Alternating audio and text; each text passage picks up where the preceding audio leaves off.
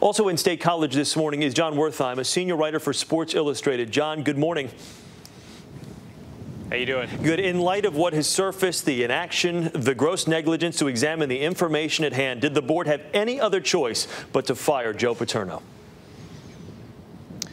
I really don't think so. I mean, this has gotten to a point where as more people parsed apart this grand jury testimony and, as public sentiment really swayed against Paterno, some ham-fisted damage control, I think by, pretty early on, well before yesterday, it became clear where this was heading. And Joe Paterno's statements to the contrary, I think the board had little choice but to make the move they did last night. That statement that he issued yesterday when he said he didn't want the board to waste 1 minute thinking about his future, was that wishful thinking when he said, I plan to retire at the end of the season?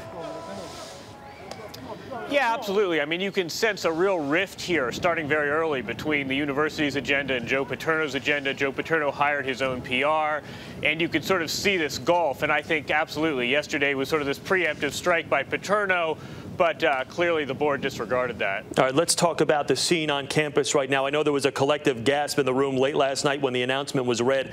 On campus, what were you seeing? What was the reaction from the student body been? Yeah, it was sort of dead. Then you had this announcement, and then you had this flooding to the streets. A couple thousand college students sort of taking over the downtown. This has nothing to do with the allegations. It had really nothing to do with the university losing its president. It was all this impromptu rally for Joe Paterno. And, some of this was just college kids going out, expressing their frustration. Some took it a lot more seriously. I talked to one girl who said, look, I've never lost my grandparents. This is as much grief as I've ever felt. It got a little scary at times. They overturned a news truck, but they really sort of took to the streets. And for a couple hours there, you had a mini riot here in State College. John, it looks as though they are the board is just trying to clean house here. Everyone associated with this scandal basically being told to leave and leave immediately. Are any more firings on the way? Mike McQuarrie, for instance, who's still an assistant with the team. Do you think there's more firings on the horizon?